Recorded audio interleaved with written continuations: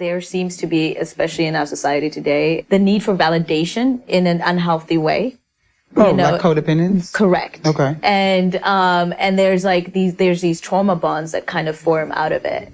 You know, like, can you describe like what trauma bonds mean and like how that can kind of like play out in today's life? Yeah. And how do we recognize that if we're in that? Oof. You know?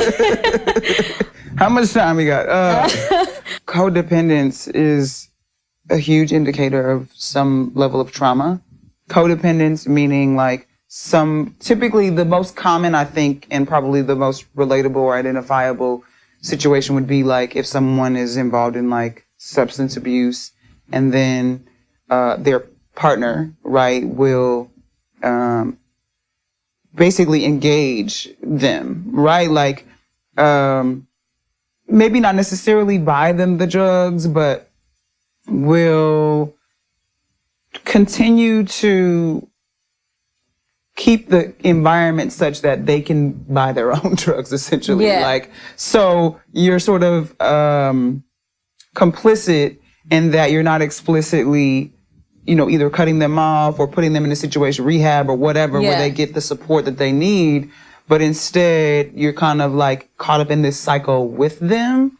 And a large part of that is you feeling like a lot of times a person who ends up in a relationship with someone, an intimate partnership with someone who has a substance abuse issue is because they need to feel needed, right? So when this person is on their drugs and they're doing their thing, like you feel like now your role in life is to cater to and be the hero and save them and fix them up and all those things. And so that gives the person a sense of like purpose and meaning in their lives because they understand themselves in that role as a caretaker kind of a deal. Does that make sense? And makes so that, sense, so you find or create scenarios where you get to be the hero. And so the trauma bonds often happen where there's a person who loves to be the victim and there's a person who loves to be the hero, and they get together and create situations where each person gets to be the thing. No, but they don't really like it.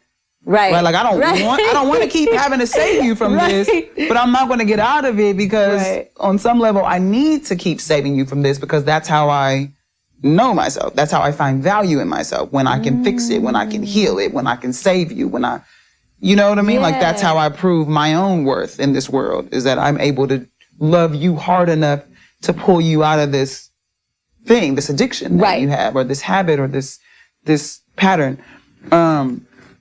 There's also trauma bonds where people sort of connect on the idea of having survived a trauma, right? Yes. So, I'm trying to think. I had a couple that I was seeing. The young woman grew up in a home where dad was abusive, emotionally abusive, and then the male partner, he grew up in a home where he was sexually abused by his stepfather. Oh my God.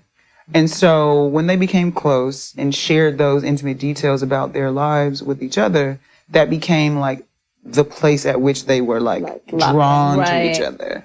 Like this, you understand me, I don't have to feel ashamed of my trauma with you, which on some level, on the surface, seems healthy, which is why it can be like a little bit of a convoluted situation, because on the surface, it's, you understand me and I don't have to hide and I can be authentic and da-da-da-da-da. Sure.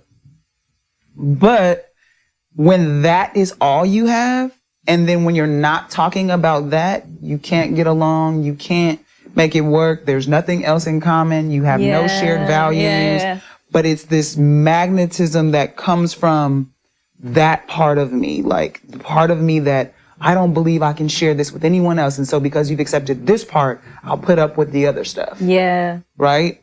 And so they would come in and it was like, I would see them, and when we were talking about the trauma, they would be like comforting each other and the rubbing of the legs and I'm sorry and I'm here for you and the tears and tissue. But then it would be like something outside of their trauma that we talk about, like they're just in their relationship and they were just like firecracker, like they could not get along. So it was like that was the only thing they had in common that was keeping them together. The fact that they had both lived through some traumatic experiences as children. Yeah. And outside of that, they had nothing in common and could not seem to break away from that. And so what I shared with them, just quite candidly, I said to them, as you begin to heal yourselves as it relates to your individual traumas that you've experienced, the likelihood that this relationship will last is very, very small. Wow, that was pretty straightforward.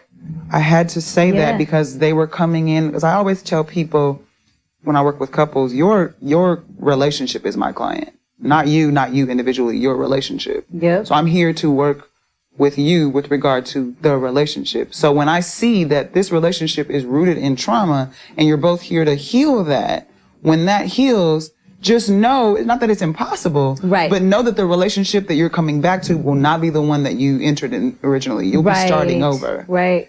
Does it also mean the fact that if trauma is the only anchor for a relationship, that people will tend to sabotage each other's growth because they got so comfortable with who your broken self are? We're broken, two broken people just living together. So like, don't you dare change. Absolutely. Absolutely. And so what will often happen is, again, I think that relationships are the greatest opportunity we have to see ourselves. Yes. Right? Agreed. Like somebody's reflecting back to you a version of you that you don't see without them being there. Agreed. Right? And so if they grow and change and you were attracted by your trauma and they grow and change, that means that there's the capacity to grow and change. That can happen. That's possible. We don't have to stay rooted in and defined by our traumas. But if you change and I choose not to do that work, and you're reflecting me back to me, then that means I have to see I'm choosing to stay here.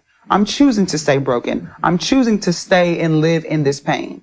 If you grow and I don't, I have to then look at myself and say, why am I not choosing to grow and heal and change? And a lot of people don't want to do that. And so this is why we begin to get into relationships where I need you to be somebody to validate my story about who I am. Right? And so